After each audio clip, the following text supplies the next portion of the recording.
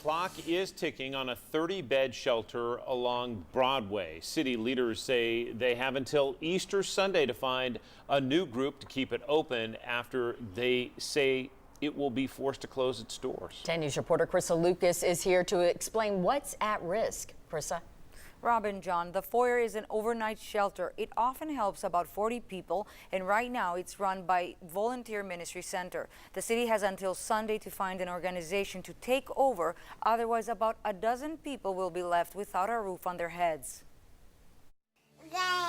Phoenix and his mother currently live at a shelter on Broadway. My landlord decided that my housing wasn't safe for him, and she kind of just said I couldn't come back to the house, and so I left from the hospital with nowhere to go.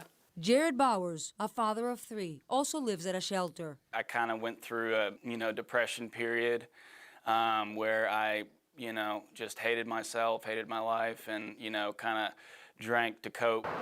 They say it hits you hard when you don't have a home. I had a really hard time just like being a mother because I felt like I was failing him. Living in places like these, as good as they can be, part of you feels like a failure. According to Cameron Henderson from the Salvation Army, shelters help when the unexpected happens. The foyer was part of that first step, the Salvation Army. We also serve as an emergency shelter.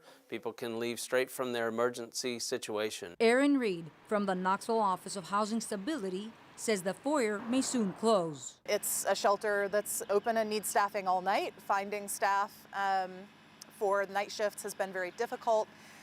Covering the costs to run the shelter has been difficult. This is how having a shelter helps. I finally learned to actually like myself.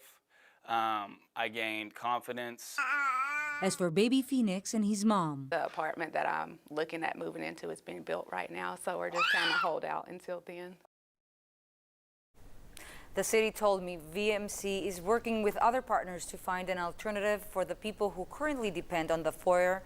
The Salvation Army says they're looking at what the space needs to be next. John, Robin. All right, Krista Lucas on that story. Thank you.